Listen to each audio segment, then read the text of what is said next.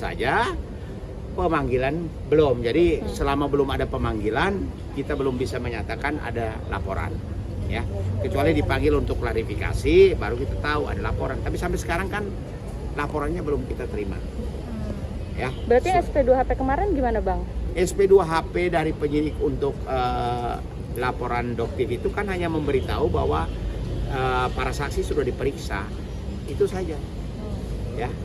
Bang, mungkin sedikit dong tanggapannya Nikita Mirzani yang mengajukan penangguhan seperti apa? Mengajukan apa? Penangguhan. Penangguhan. Jadi gini, seseorang yang sekarang sudah statusnya terdakwa, menurut KUHP boleh mengajukan permohonan penangguhan penahanan.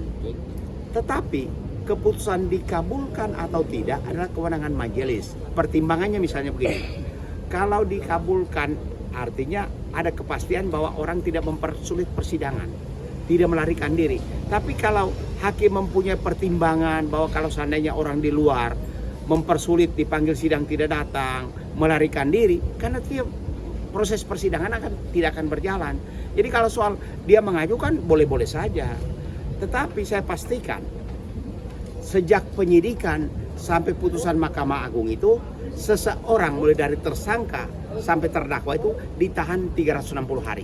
Jadi saya yakin bahwa ketika posisi sekarang di PN ditahan, ketika dia banding di PT ditahan, ketika dia kasasi ditahan. Yang total seluruh masa penahanan mulai dari tingkat penyidikan sampai putusan Mahkamah Agung itu 360 hari.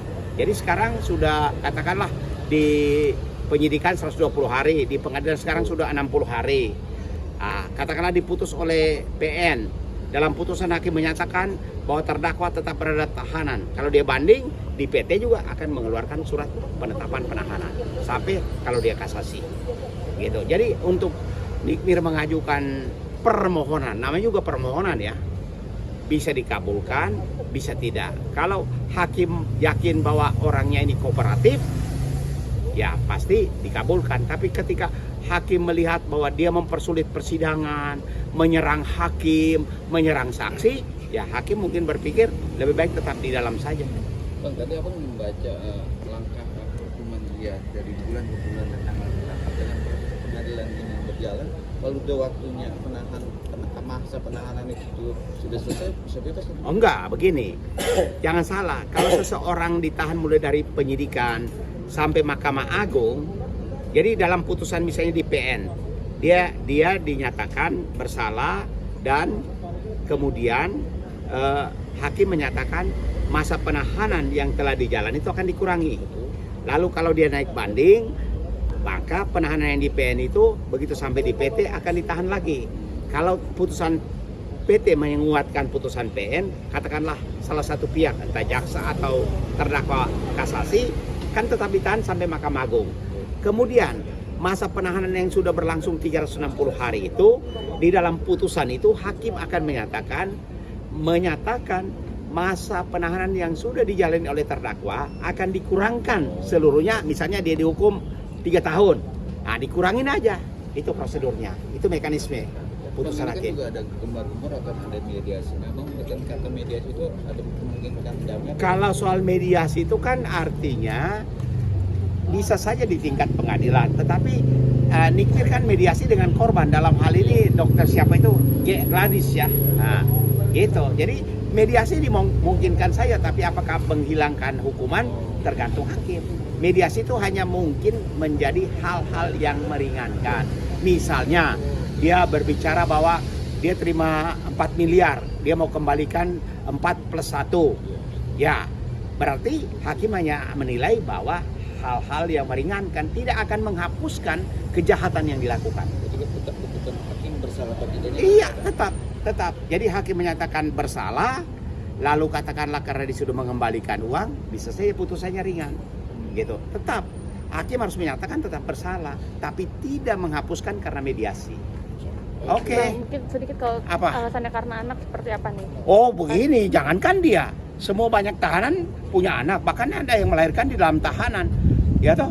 Kalau hanya soal anak, ya bukan hanya Nikita aja yang punya anak, ada yang bakal melahirkan di tahanan juga tidak ditangguhkan, gitu.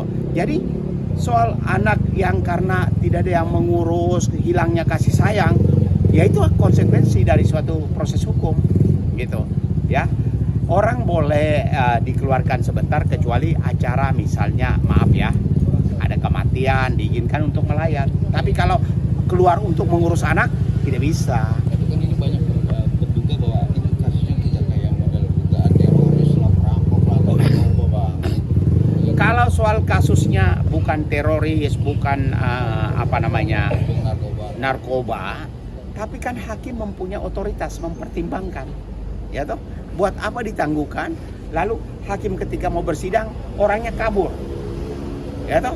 Nah, nanti bagaimana? Hakim bisa masalah. Kalau ada penjaminnya, Kalau ada penjaminnya harus dipahami, bukan berarti penjaminnya akan mengganti posisi dia untuk disidangkan. Dia hanya mengatakan saya jamin, tapi orangnya kabur. Contoh, banyak pengacara menjamin kliennya akan kooperatif. Ternyata kliennya kabur. Memang pengacara bisa jadi gantinya. Ah, begitu. Berarti Bang Petrus setuju ya dengan Lebih baik di dalam pendapat saja daripada lebih baik saya nyatakan hakim jangan tangguhkan. Tetap di dalam sampai putusan PN, kalau dia banding ditahan, sampai kasasi ditahan, toh dia akan dihukum, masa tahanan itu akan dikurangi. Gitu. Lebih baik cari safe-nya aja. Gitu. Jadi tetap di dalam lebih bagus, ya. dari kuasa hukumnya cari bukti fakta benar atau salahnya dia bang ya. Iya. Perdebatan di Betul, begini, kalau soal perdebatan di pengadilan, yang kita lihat itu kan dakwaannya kan masalah uang 4 miliar. Tapi yang diterangkan oleh saksi, apalagi si Doktif, masalah mereview produknya begini-begini. Ya harus fokus kepada uangnya. Dia hanya mengatakan bahwa produk SS bermasalah, produk Gladys bermasalah. Kan itu bukan dakwaannya. Ya. Oke. Ya, siap, makasih. Terima kasih. Terima kasih, Bang. Oke. Nah, ini.